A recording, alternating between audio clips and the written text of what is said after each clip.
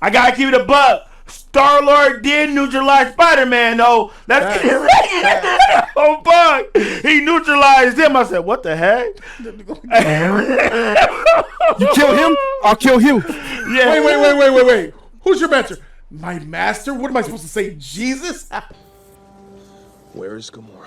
Tell me where the girl is, or I swear to you, I'm gonna French fry this little. That's fine. I'll kill all three of you, and I'll beat it out of Thanos myself. Starting with What master do you serve? What master do I serve? What am I supposed to say? Jesus? Yeah, that's crazy. That's Tom Holland. Always has that dangling over him. Star-Lord kidnapped you. Where's that spider sense? Where was that spider sense at? Where was that sense at? That's crazy. But anyway, we both agree.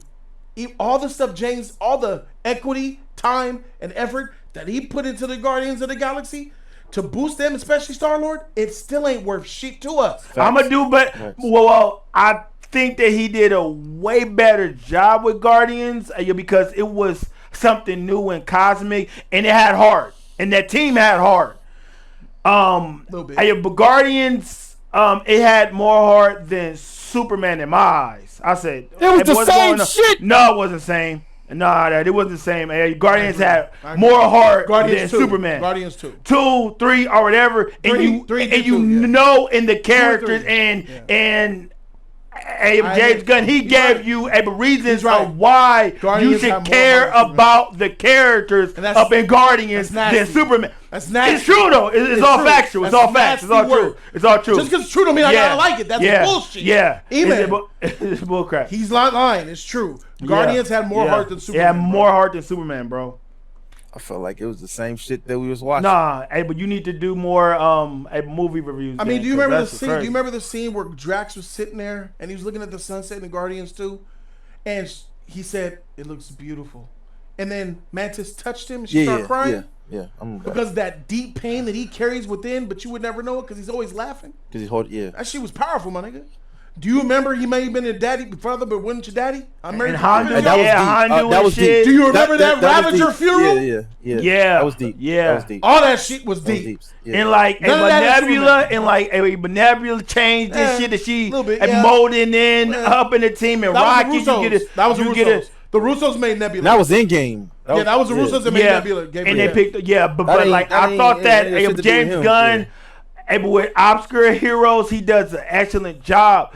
But these A-listers name, nah. I'm gonna be honest. If that James Gunn had did Creature Commandos live action, it would have been good. I would have enjoyed the shit. Yeah. But Superman, nah, bro. Creature Commandos should have never been animated format. It should have been live action. He would have had a hit.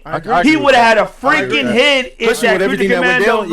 Because in that Frankenstein, in that freaking episode, in the Bride of Frankenstein, of like her being hit, and she got that shit was tight. That shit was fire. I think that was the best episode of all of them. I like the G.I. Robot stuff. It was and the G.I. Robot. It was good. Nazi. Yeah. I thought that James Gunn, he had missed the opportunity. He should have had it live action, Creature Commandos out of the gate, and then Superman or whatever. All right, cool. But yeah, man, James Gunn. The problem is that he's only good with D-list heroes if it's a hero who has meaning that the whole world know of, origins, stories, or like any of that. James Gunn cannot touch. He should be taboo to touching a Superman, Batman, or Wonder Woman. He shouldn't touch any of those characters. And what does that say about somebody?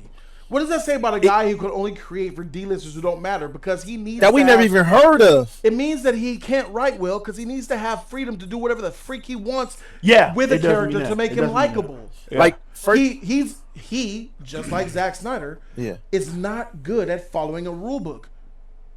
Like his autistic brain doesn't work that way. He can't follow rules of a character. He needs to be able to manipulate. Alter it, He needs help. He got help with it. It's no coincidence to me that these motherfuckers are good friends. Yeah. They're very similar. Because first we went from an emo, destructive psychopath now to like Bugs Bunny and Daffy Duck Looney Tune shit. It's like, so weird, bro. It's like... That's not the type of light-hearted type of shit that we need here at DC, bro. Especially for Superman. All right, Sean 3 Kid says, thanks for the $5, bro. He says, Jody like him or hate Zack's films are interestingly interesting. Huh? And DC films needs to come back and finish so the fandom can heal. Gunn has failed.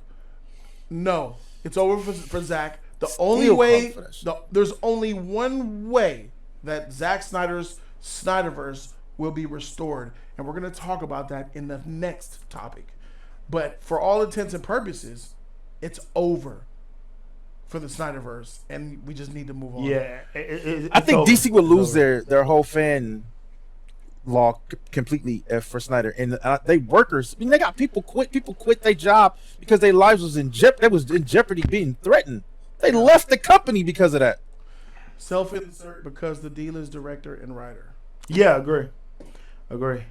And the thing is, I like James Gunn, bro. I know that he's awkward, he's weird, and like he ain't Snyder. That doesn't work for DC. He ain't what Snyder. Works for Marvel doesn't necessarily. Facts. Yes, I agree with yes, you on that. I agree. We have heroes that demand a certain status. Yes. Hey, certain heroes. Yes. Yeah. Stan Lee stole all the characters from fucking Marvel from DC, bro. Like all Marvel characters are damn near DC characters, bro, that he stole. And it's like our characters need to show some justice, some love, some heart, not soft bullshit, bro. Our characters are like men and women of gods. In DC, Marvel is more like. And you got that shit from Jody, shit, dog. bro. You It's the truth, shit though. that Jody said. God damn, I remember Jody saying that shit. It's the truth, though. Not all of them are gods, but all right. If you want to go with the Justice League, okay, I give you that. Yeah, they gods, but yeah. TreayDaBeast said, I sent you something on the Cash App early in the stream. Oh, shit. Oh, snap. My nigga, hold on. Oh, man. TreayDaBeast. Word, my dog. TreayDaBeast. You ain't saying nothing, Beast. TreayDaBeast. Shoot, I see a little thing right here, bro. Thanks for the Cash App. In the Cash App. That's where the Cash App. Where the cash at? That's where the cash at. I've heard that shit in a long time. He dropped some love in his motherfucker. Good. He says, for us being on the air. Thank you so very much. Oh, man. Dang. We missed that. That's back to the situation at hand. I feel like you can't bring the things that worked for you with your tools at Marvel with those trash D-list characters. Yes, the Guardians of the Galaxy are trash. Yeah. Does not apply to Batman, Superman, Wonder Woman, Supergirl, Teen Titans, anything, Justice League, anything, Flash, Green Lantern, Aquaman, none of that shit. Now, what you initially had planned could necessarily have worked for you, James. You initially planned the Authority movie.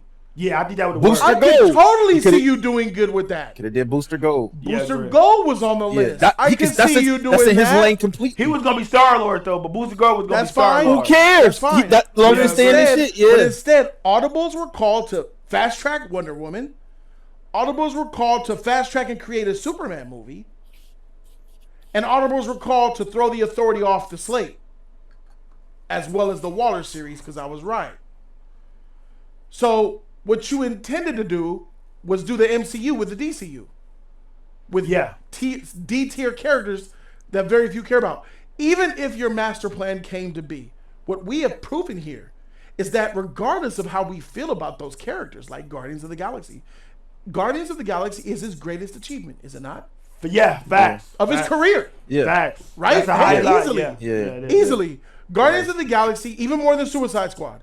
Guardians of the Galaxy is the achievement of your entire career in Hollywood. Yeah, and like also even in those tweets, and they had resurfaced. People were still vouching for James Gunn. Even the cast of Guardians was saying, bring him back. Even people were like, hey, let him finish his work and then kick him out or whatever. Correct. I remember that. That's his highest accomplishment right there, bro. That's his highlight of his life. His gold nugget is Guardians of the Galaxy as a project, as film-wise, It was so successful for his Hollywood career that David Zaslav said, I want you to run this whole studio. The same way that Kevin Tsujihara, based off of Zack Snyder doing 300 in The Watchmen, Kevin Tsujihara one day said, not you, get the freak out the way, Zack Snyder. You, Christopher Nolan, I want you to run the DCU. Nolan said, not my cup of tea. But you might want to holler at Snyder. Stop. Okay, you, Zack Snyder, I want you to run the DCEU. Motherfucker was like, all right. I'm going to destroy this shit. Just James Gunn said, all right. After saying no already to it. 3 times, I think. This is a man that said he didn't want to do Superman and turned down. Yeah, that's crazy. Yeah. Well, it's wild that that we can root for a man that feels this way about and Superman and highlighted DCU DCU and they coerced it on him. That shit's sad. You should never have to force something on a person. There's no passion there. If a person lacks passion, lack the initiative to like be a part of something, why recruit them? That makes no sense. Why recruit somebody? Peter was going to take over. Gets an L for that. That's a big L. Zaslav gets an L for I would never recruit a person who isn't committed, who's like, all right, I guess I'll do it. Nah, ain't no all right, I guess. I'd love to do it. What? Superman? He didn't have that type of excitement and enthusiasm in his voice when he got the job. I would have never. That was a bad. See, that's a lack of discernment right there, dog. Man, I would have never. That's crazy. So let's take a second here to think about. Well, let me get finished with my point, and then we're gonna bring up another point. Even though we could admit that Guardians is his greatest accomplishment in Hollywood ever for his whole career, facts. We still don't take them serious. Facts.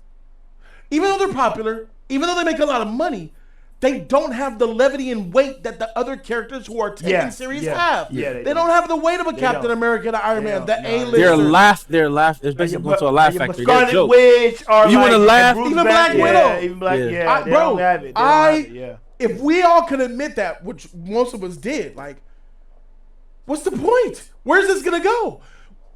Your idea to make Peacemaker as popular as Batman. Which is blasphemous in the world. That's insane. Never gonna happen. But even if it did happen, to your standards, would people choose Peacemaker over Batman? Hell freaking no. Facts. Even after you release 5 movies and 3 Justice League movies. Hey, it depends. Ain't no depend. It depends. No, if that Peacemaker is shoved up in all of the movies, like Guardians was. Yeah, bro. They'll love him, and they'll love him. I didn't say they better won't than love Batman? him. I didn't say they won't love him. They'll pick Peacemaker over Batman?